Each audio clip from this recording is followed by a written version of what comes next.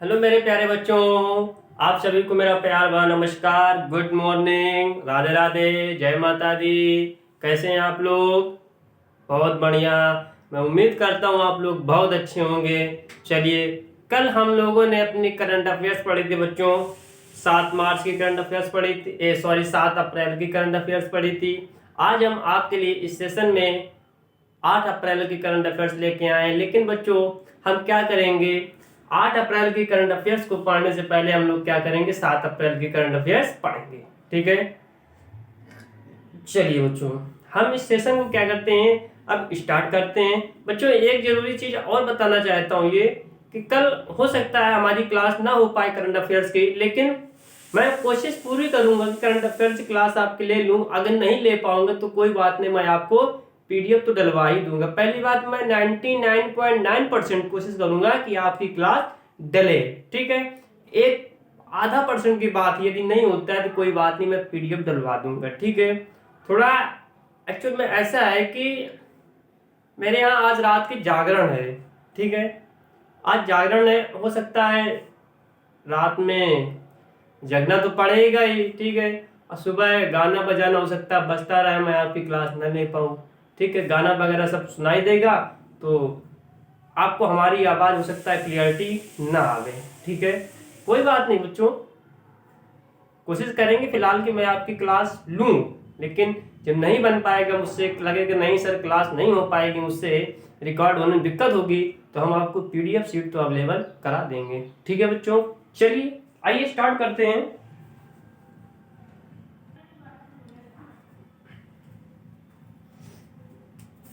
कल रामनवमी है बच्चों। ठीक है, कल से नवरात्रि का अंतिम दिवस है। ठीक है, चलिए आइए स्टार्ट करते हैं। पहला क्वेश्चन है, पार्सल की डोर टू डोर डिलीवरी के लिए किस मंत्रालय ने इंडिया पोस्ट के साथ साझेदारी की है? हमने कल भी आपको बताया था बच्चों कि पार्सल यदि आपका आएगा तो कैसे आएगा, ट्रेन से आएगा। तो ट्रेन से आने का मतलब है किस मंत्रालय ने, ये रेलवे मंत्रालय के साथ इंडिया पोस्ट की साझेदारी हुई है कि पार्सल को अब बच्चों क्या होगा, डोर टू डोर डिलीवरी के लिए साझेदारी की गई। ठीक है, रेलवे मंत्रालय ने इंडिया पोस्ट के साथ पार्सल की डोर टू डोर डिलीवरी के लिए साझेदारी की है बच्चों। चलिए नेक्स्ट क्वेश्चन की ओर बढ़ेंगे। आओ मेरे प्यारे बच्चों, क्वेश्चन नंबर 2 कह रहा है कि फसल में रोगों का शीघ्र पता लगाने के लिए, फसल में जो बीमारियां हो जाती हैं, जो कीड़े वगैरह लग जाते हैं, जिससे फसल क्या होती है बच्चों, खराब हो जाती है, बर्बाद हो जाती है, तो उसी फसल में रोगों का शीघ्र पता लगाने के लिए किस कृषि यूनिवर्सिटी ने, किस एग्रीकल्चर यूनिवर्सिटी ने एनएसी प्रयोगशालाओं के साथ एक समझौता ज्ञापन पर हस्ताक्षर किए हैं? ये बच्चों की हैं तमिलनाडु एग्रीकल्चर यूनिवर्सिटी। ठीक है, तमिलनाडु कृषि विश्वविद्यालय के साथ एनएसी प्रयोगशाला के साथ एक समझौता ज्ञापन पर हस्ताक्षर किया गया है। किस वजह से हस्ताक्षर किया गया है कि फसल में रोगों का, फसल में बीमारियों का शीघ्र ही पता लगाने के लिए इस समझौते पर क्या किया गया है बच्चों, हस्ताक्षर किए गए हैं। सर बहुत अच्छी बात है।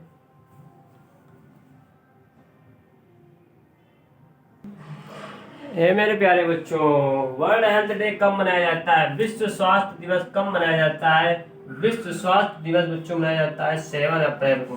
7 अप्रैल को हर साल क्या होता है, विश्व स्वास्थ्य दिवस मनाया जाता है।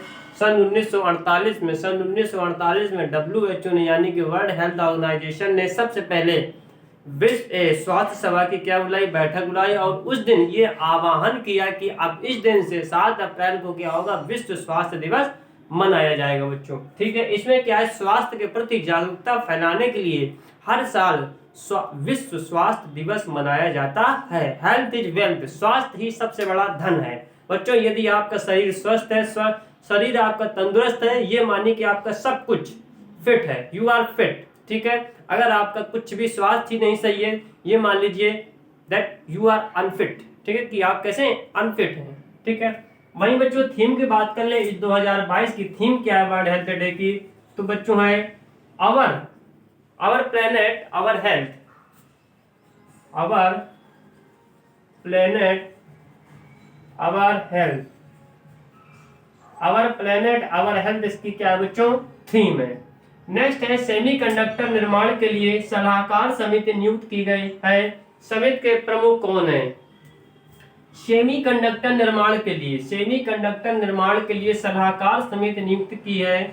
समिति के प्रमुख कौन है? ये हमने बताया इलेक्ट्रॉनिक्स एवं आईटी मंत्री अश्विनी वैष्णव। रेलवे मंत्री भी हैं बच्चों ये अश्विनी वैष्णव, ठीक है। इनको क्या किया गया है? सेमीकंडक्टर निर्माण के लिए सलाहकार समिति नियुक्ति की गई है, ठीक है। थीम क्या है वर्ल्ड हेल्थ डे की? आवर प्लेनेट आवर हेल्थ, ठीक है। अब आरबीआई ने एक सिस्टम क्या किया है? स्कीमिंग से बचने के लिए, धोखाधड़ी से बचने के लिए अब आरबीआई ने ये सिस्टम इंप्लीमेंट करने जा रही सभी बैंक सभी जगह कि अब बिना एटीएम कार्ड के भी आप पैसे निकाल सकते हैं एटीएम से जाकर, यानी कि विदाउट कार्डलेस, बिना कार्डलेस से भी क्या आप पैसे निकाल सकते हैं। एटीएम में जाएंगे, में भी शायद अब ये ओटीपी का खेल रहेगा, वहां पे आपको मोबाइल नंबर डालना पड़ेगा, अकाउंट नंबर डालना पड़ेगा, आपके मोबाइल पे ओटीपी आएगा, जितने रुपए इनपुट करेंगे इस हिसाब से कुछ आरबीआई अपना सिस्टम बनाएगी। तो अब आरबीआई क्या कर रही है? धोखाधड़ी से बचने के लिए अब कार्डलेस, मतलब बिना कार्ड के एटीएम में जाए पैसा निकलेगा। एटीएम जाना पड़ेगा, बिना कार्ड लगाए क्या होगा? पैसा निकलेगा, ठीक है। अब उसके लिए रूल्स आएंगे, कैसे लगेगा, क्या क्या इनपुट करना पड़ेगा, ठीक है। ये आरबीआई ने क्या किया है? सिस्टम लागू किया। अब सभी बैंकों में धीमे धीमे सिस्टम क्या होगा? इसका लागू होगा। ये आज के करंट अपडेट है, ठीक है। चलिए नेक्स्ट बढ़ेंगे, क्वेश्चन नंबर 5। बहुत बढ़िया बच्चों, बहुत अच्छा दिख रहा है, ठीक है, विजुअल है पूरी तरह से स्क्रीन पे।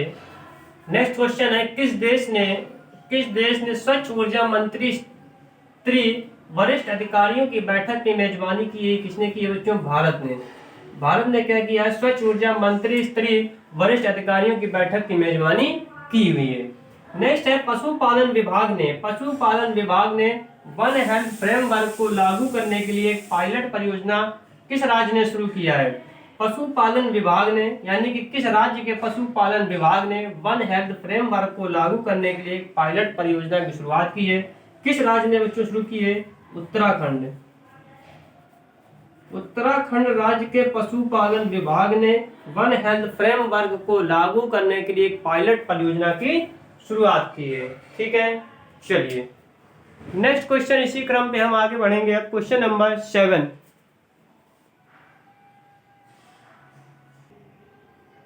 आइए बच्चों, क्वेश्चन नंबर 7, भारत शिक्षा शिखर सम्मेलन में किसने मुख्य भाषण दिया?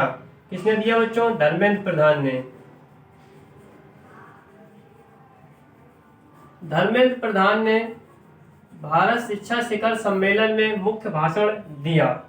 नेक्स्ट है, आउटस्टैंडिंग वुमेन मीडिया पर्सन 2021 के लिए चमेली देवी पुरस्कार जीता है। किसने जीता है? आउटस्टैंडिंग वुमेन मीडिया पर्सन 2021 के लिए चमेली देवी पुरस्कार जीता है। किसने? अरेफा जौहरी ने। अरेफा जौहरी है कौन? ये मुंबई की पत्रकार है, ठीक है बच्चों। तो अरेफा जौहरी ने चमेली देवी पुरस्कार जीता है आउटस्टैंडिंग वुमेन मीडिया पर्सन 2021 के लिए, ठीक है। चलिए नेक्स्ट क्वेश्चन बढ़ेंगे, क्वेश्चन नंबर 9। सॉरी। संसद ने आपराधिक प्रक्रिया विधेयक 2022 पारित किया है, जो बंदी शनाख्त अधिनियम 1920 की जगह लेगा, ठीक है बच्चों। पार्लियामेंट ने क्या किया है कि आपराधिक प्रक्रिया विधेयक 2022 का पारित किया है, जो बंदी शनाख्त अधिनियम 1920 की जगह लेगा। इसमें है क्या? इसका मुख्य उद्देश्य क्या है कि पुलिस और जांचकर्ता अपराधियों से 2 कदम आगे रह सके। पुलिस और जांचकर्ता अपराधियों से 2 कदम आगे रह सके, जो कि बंदी शनाख्त अधिनियम 1920 की जगह लेगा। संसद ने आपराधिक प्रक्रिया विधेयक 2022 पारित किया है। नेक्स्ट है कि उत्तर प्रदेश सरकार के उड्डयन विभाग ने अयोध्या में एयरपोर्ट, यानी कि मर्यादा श्री पुरुषोत्तमनाथ देव को, ठीक है, कितनी एकड़ जमीन पर हस्तांतरित करने में भारतीय विमानपत्तन प्राधिकरण के साथ एक एग्रीमेंट किया है? कितनी एकड़ जमीन के साथ क्या किया बच्चों? हस्तांतरित करने में भारतीय विमानपत्तन प्राधिकरण के साथ एक समझौता हस्ताक्षर किए। 317.855 एकड़ जमीन, इतनी जमीन पे बच्चों, ठीक है। चलिए ये तो हमारे थे बच्चों कल के आपके रिवीजन के करंट अफेयर्स के क्वेश्चंस। अब हम शुरू करते हैं अपनी 8 अप्रैल की करंट अफेयर्स। चलिए आइए स्टार्ट करते हैं।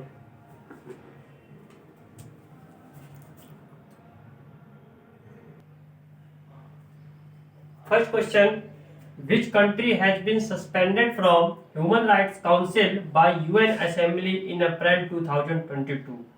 अप्रैल 2022 में यूएन असेंबली के द्वारा किस देश को सस्पेंड कर दिया गया है ह्यूमन राइट्स काउंसिल से? ह्यूमन राइट्स काउंसिल से किस कंट्री को सस्पेंड कर दिया गया है अप्रैल 2022 में? किसको कर दिया गया है? रशिया को। किसको बच्चों? रशिया को क्या कर दिया गया है? बिल्कुल अलग कर दिया गया है। ठीक है, यूएन असेंबली के द्वारा ह्यूमन राइट्स काउंसिल जिसको क्या कर दिया गया है? सस्पेंड कर दिया गया है। संयुक्त राष्ट्र मानवाधिकार क्या है? एक संयुक्त राष्ट्र निकाय यानी कि यूनाइटेड नेशंस बॉडी है। संयुक्त राष्ट्र मानवाधिकार क्या है? यूनाइटेड नेशंस बॉडी है जिसका मिशन दुनिया भर में मानवाधिकारों को जागरूकता बढ़ावा देना और उनकी रक्षा करना है बच्चों। ठीक है, तो क्वेश्चन यदि आ जाता है एग्जाम पॉइंट ऑफ व्यू से क्वेश्चन आने लायक है बच्चों कि ह्यूमन राइट्स काउंसिल से किस कंट्री को सस्पेंड कर दिया गया है यूएन असेंबली के द्वारा अप्रैल 2022 में? रशिया को बच्चों। ठीक है, बहुत सुंदर सर। नेक्स्ट बढ़ेंगे बच्चों, question number second,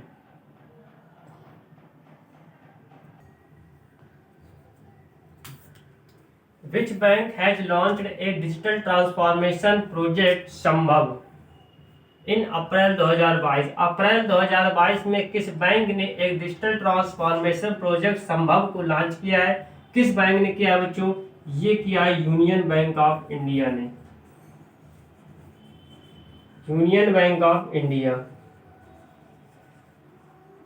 union bank of India क्या है? It is an Indian government owned bank. इसके क्या क्या है? सरकार की एक बैंक है, इंडियन गवर्नमेंट ओन्ड बैंक, भारतीय सरकार बैंक है। इसके पास क्या है? 120 मिलियन, 120 मिलियन से ज्यादा भी इसके पास क्या है बच्चों?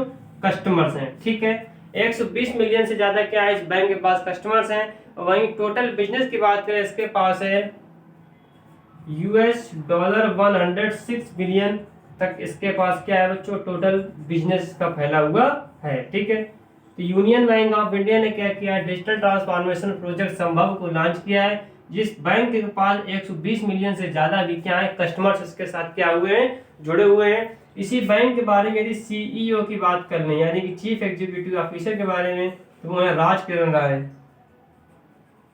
राजकिरण राय जी। राजकिरण राय जी क्या है? इस बैंक के चीफ एग्जीक्यूटिव ऑफिसर्स हैं। वहीं इसकी हेडक्वार्टर के बारे में बात कर लें, हेडक्वार्टर इसका बच्चों कहाँ पे है? हेडक्वार्टर की बात करें, हेडक्वार्टर कहाँ पे है? मुंबई पे है। ठीक है, इस बैंक का हेडक्वार्टर मुंबई पे है। और इसकी स्थापना कब हुई? इसकी स्थापना हुई बच्चों 11 नवंबर 1919 को। तुम 1919 याद रखो बस। ठीक है, सन याद रखो। ठीक है, तो यूनियन बैंक ऑफ इंडिया ने क्या किया है? डिजिटल ट्रांसफॉर्मेशन प्रोजेक्ट संभव लॉन्च किया है अप्रैल 2022 में। यूनियन बैंक ऑफ इंडिया के पास करंट में क्या 120 मिलियन से ज्यादा कस्टमर्स हैं। इनके टोटल बिजनेस की बात करें कितना फैला हुआ है? $106 बिलियन का लगभग इनके पास क्या है? टोटल बिजनेस है। सीईओ के बारे में बात करें, राजकिरण राय जी हैं। हेडक्वार्टर इसका कहाँ? यूनियन बैंक ऑफ इंडिया का मुंबई पे है। इस बैंक की स्थापना कब हुई बच्चों? 1919 को हुई। ठीक है,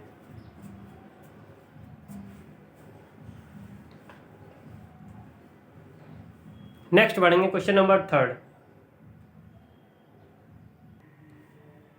क्वेश्चन नंबर थर्ड, किस नियामक एजेंसी ने अप्रैल 2022 में डिजिटल बैंक यूनिट्स की स्थापना पर दिशा निर्देश जारी किए हैं? किस नियामक एजेंसी ने अप्रैल 2022 में डिजिटल बैंक यूनिट्स की स्थापना पर दिशा निर्देश जारी किए हैं? ये बच्चों किए हैं आरबीआई ने।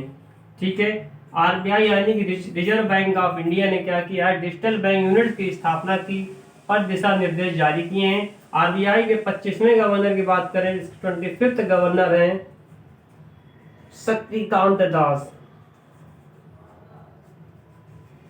ठीक है, आरबीआई के 25वें गवर्नर कौन है बच्चों? शक्तिकांत दास हैं। इसकी हेडक्वार्टर के बारे में बात कर ले, आरबीआई के हेडक्वार्टर क्या है? तो आरबीआई का हेडक्वार्टर कहाँ पे है? मुंबई पे। इसकी स्थापना कब हुई बच्चों? इसकी स्थापना हुई 1 अप्रैल 1935 को कोलकाता में। ठीक है, 1 अप्रैल 1935 को इसकी स्थापना हुई कहाँ पे हुई बच्चों? कोलकाता पे हुई। ठीक है, समझ में आया? तो आरबीआई ने क्या किया है? डिजिटल बैंक यूनिट्स की स्थापना पर दिशा निर्देश जारी किए हैं। आरबीआई के 25वें गवर्नर कौन है? शक्तिकांत दास हैं। हेडक्वार्टर कहाँ पे? इसका मुंबई में है। इसकी स्थापना कब हुई? 1 अप्रैल 1935 को कोलकाता में आरबीआई की क्या हुई बच्चों? स्थापना हुई। ठीक है,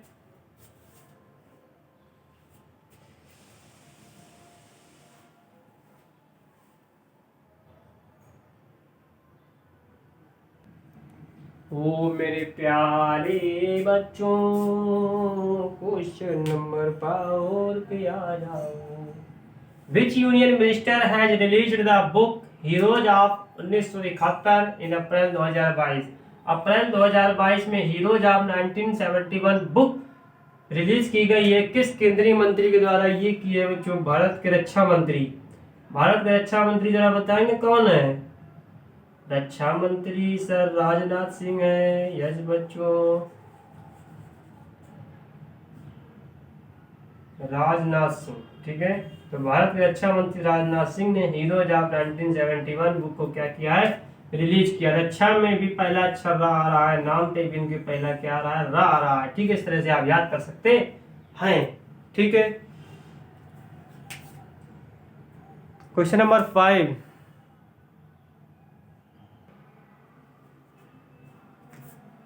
अप्रैल 2022 में किसे वर्ष 2021 और 20 के लिए संत नामदेव राष्ट्रीय पुरस्कार से सम्मानित किया गया है? कौन सा राष्ट्रीय पुरस्कार? संत नामदेव राष्ट्रीय पुरस्कार से सम्मानित किया गया है। ये किया गया एक तो सत्यपाल मलिक को।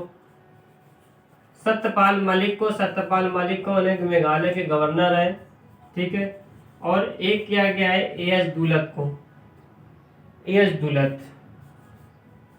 ठीक है बच्चों, सत्यपाल मलिक जो कि मेघालय के गवर्नर हैं, और एएस दुलत को क्या किया गया है? संत नामदेव राष्ट्रीय पुरस्कार से सम्मानित किया गया है।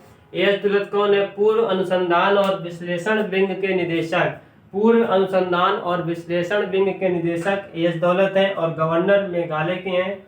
मेघालय के राज्यपाल सत्यपाल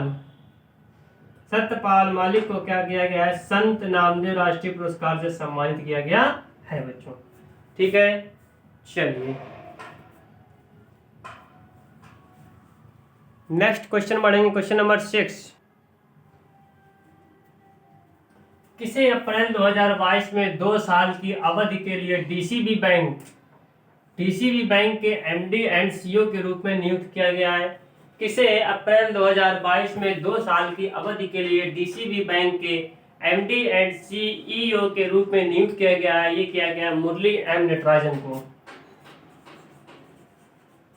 मुरली एम नटराजन को नियुक्त किया गया है, जो कि ये 2019 से कार्यरत है बच्चों। ठीक है, 2019 से कार्यरत है, यानी कि इनको 2 साल की अवधि और बढ़ा दी गई, यानी कि इनका 2022 में क्या था? रिटायरमेंट था। ये यूं मान लो जो है, तो अब इनको क्या गया? 2 साल और बढ़ गया इनका कार्यकाल, 2 साल और बढ़ा दिया गया 2024 तक। 2009 से ये कार्यरत थे, अब इनको क्या हो जाएगा? 15 साल पूरे हो जाएंगे 2024 से बच्चों। ठीक है, डीसीबी बैंक के सीईओ कौन है? सीईओ भी कौन रहेंगे? यही है भाई, यही कह रहा था। एमडी एंड सीईओ ग्रुप में किसे नियुक्त किया गया है? तो मुरली है नटराजन को। हेडक्वार्टर मुंबई पे है बच्चों इसका। इस बैंक का हेडक्वार्टर कहाँ पे? मुंबई पे है। और इस बैंक की स्थापना के बारे में बात करने, इसकी स्थापना हुई 1930 को। ठीक बच्चों, 1930 को इस बैंक की क्या हुई? स्थापना हुई। ठीक है, तो मुरली एम नटराजन को डीसीबी बैंक के एमडी एंड सीईओ के रूप में 2 साल के कार्यकाल के लिए और नियुक्त कर दिया गया। अब ये 2024 में क्या होंगे? रिटायर होंगे। ठीक है, तब से इनको क्या हो जाएंगे? 15 साल हो जाएंगे, और 2009 से ये कार्यरत हैं। ठीक है, चलिए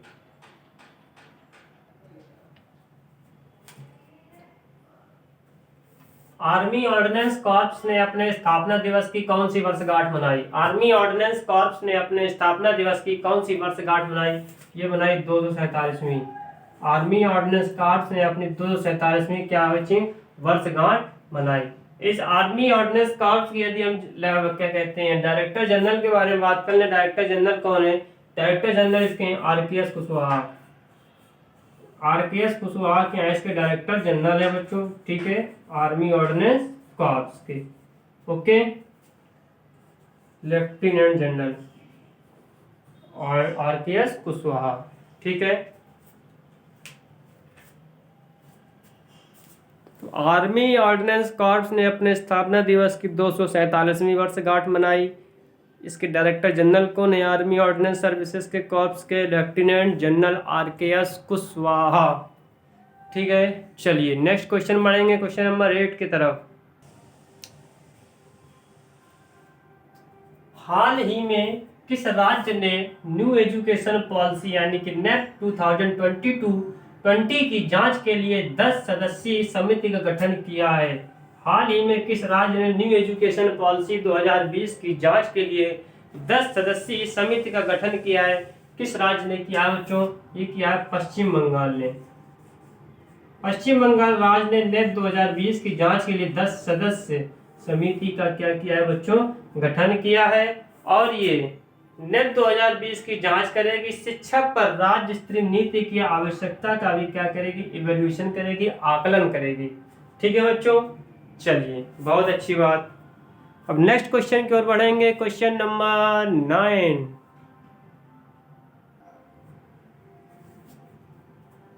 world bank and Asian infrastructure investment bank किस राज्य के मिशन स्कूल ऑफ एक्सीलेंस परियोजना के लिए 7500 करोड़ रुपए का ऋण प्रदान करेगा? वर्ल्ड बैंक और एशियन इंफ्रास्ट्रक्चर इन्वेस्टमेंट बैंक किस राज्य के लिए मिशन स्कूल ऑफ एक्सीलेंस परियोजना के लिए 7500 करोड़ रुपए का ऋण प्रदान करेगा? ये बच्चों करेगा गुजरात के लिए। किस राज्य के लिए? गुजरात के लिए। इसमें क्या है? गुजरात के राज्य में शिक्षा की गुणवत्ता में सुधार लाना, ठीक है, सुधार करना है इसका उद्देश्य। परियोजना का उद्देश्य क्या है कि गुजरात के राज्य में शिक्षा की गुणवत्ता पर क्या लाना? सुधार लाना है बच्चों, ठीक है, इंप्रूवमेंट करना है। इस सेशन का लास्ट क्वेश्चन, क्वेश्चन नंबर 10।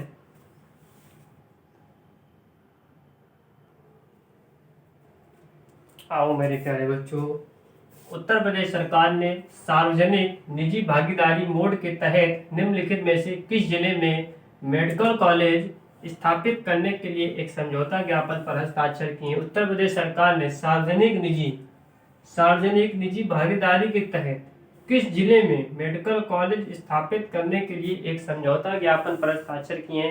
किस जिले में? चंबल एंड महाराजगंज। चंबल एंड महाराजगंज जिले में मेडिकल कॉलेज स्थापित करने के लिए समझौते ज्ञापन पर हस्ताक्षर किए हैं, ठीक है। ये पहली बार है जब राज्य के मेडिकल कॉलेज PPP के मोड से स्थापित किए जाएंगे। PPP मोड के माध्यम से क्या है बच्चों? स्थापित किए जाएंगे। यह पहली बार है जब राज्य के मेडिकल कॉलेज PPP मीडियम के माध्यम से स्थापित किए जाएंगे। तो चंबल एंड महाराजगंज में क्या है? उत्तर प्रदेश सरकार मेडिकल कॉलेज स्थापित करने के लिए समझौता ज्ञापन पर हस्ताक्षर किए हैं, ठीक है बच्चों। ये हमारे करंट अफेयर्स के आज के सेशन के क्वेश्चन। अभी 15 से 20 मिनट के अंदर आपको टेलीग्राम चैनल पे हमारी इसकी PDF भी आपको प्रोवाइड हो जाएगी, ठीक है। ये बताइए कि टेलीग्राम चैनल पे हमारी PDF आपको मिल रही कि नहीं मिल रही? करंट अफेयर्स की बताएं, मिल रही है? जिसको ना मिल रही हो या कोई भी समस्या हो, कोई भी दिक्कत आ रही हो, आप तुरंत हमें YouTube के कमेंट बॉक्स में मैसेज कर सकते हैं या हमारे WhatsApp नंबर पे भी आप क्या कर सकते हैं? मैसेज कर सकते हैं, ठीक है। किसी को भी कोई भी प्रॉब्लम, किसी भी चीज़ से रिलेटेड या कोई चीज़ समझ में ना आ रही हो तो आप तुरंत हमें क्या कर सकते हैं? WhatsApp नंबर पे आप हमको मैसेज डाल सकते हैं। WhatsApp number 8299743120। किसी भी प्रकार की समस्या हो आपको टेलीग्राम से रिलेटेड समस्या हो, आपको पढ़ाई से रिलेटेड समस्या हो, PDF से रिलेटेड कोई भी आपको समस्या हो, आप इस नंबर पे आप WhatsApp कर सकते हैं, ठीक है। ओके बच्चों, चलिए बहुत अच्छी बात है। इसी तरीके से क्या करते हैं, हम इस सेशन को यहीं से ऑफ करते हैं। चलिए बने रहिए। धन्यवाद बच्चों, आपका दिन शुभ हो।